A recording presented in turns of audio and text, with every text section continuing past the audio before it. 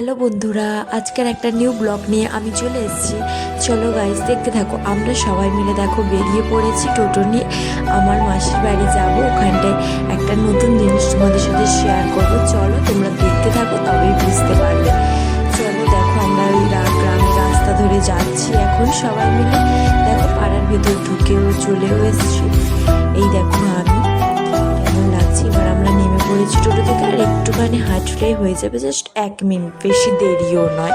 তো 1 মিনিট আমরা হেঁটে হেঁটে চলে এলাম। এটা হচ্ছে আমার মাসির বাড়ি। তো এবার ভেতরে ঢোকা যাক, চলো ভেতরে যাচ্ছি। এবার হেঁটে হেঁটে দেখো, এটা হচ্ছে মাসিদের বাড়ির ভিতরটা। দেখো ওর গাছে ভর্তি, শুধু গাছ ভর্তি। এই হচ্ছে সেই জিনিস। দেখো তোমাদের বলেছিলাম একটা নতুন জিনিস শেয়ার করবো। এই হচ্ছে দেখো আমার দিদির মেয়েটা, মানে আমার মাসির নাতনি, আমার মাসির বড় মেয়ের মেয়েটা। কি সুন্দর দেখতে না?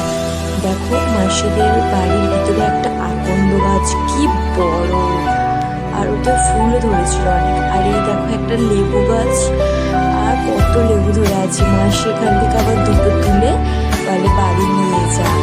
দেখো কি সুন্দর লেবু গাছ, পুরো লেবু ভর্তি হয়ে আছে গাইস। অনেক লেবু হয়েছিল, কি বলবো। এবার দেখাচ্ছি কত রকম কত কি গাছ আছে, তোমাদের সাথে শেয়ার করছি। দেখো এই দেখো একটা কি সুন্দর জবা গাছ, ওয়াও, পিঙ্কি পিঙ্কি। এইটা কি ফুল, তোমরা কিছু কেউ জেনে থাকো তাহলে কমেন্টে অবশ্যই জানো, আমি তো জানি না এটা কি ফুল। আর একটা জিনিস দেখাবো, দেখো গাইস, দেখো ড্রাগন গাছ ছিল, আরো কত গাছ ছিল। আর এই হচ্ছে মাসিদের কুকুর। এই দেখো, তুমি দেখো গাইস, এখন শিউলি ফুল ফুটেছে। শিউলি ফুল আশ্বিন মাসে ফোটার কথা, এখন ফুটেছে। তো আমরা মাসির বাড়ি থেকে বেরিয়ে এখানটায় চলে এসেছি আমার বোনের একটা বান্ধবীর বাড়ি। সেখানে আসতে একটু তরমুজ কেটে দিয়েছে। আর আমি ভিডিও করছি বলে সে লজ্জা পাচ্ছিল। সে বলছে দিদি একটা ফটো তুলি, বলতে সবাই মিলে একটু ফটো তুললাম। তুলে এবার বাড়ি যাচ্ছি গাইস। এবার বাড়ি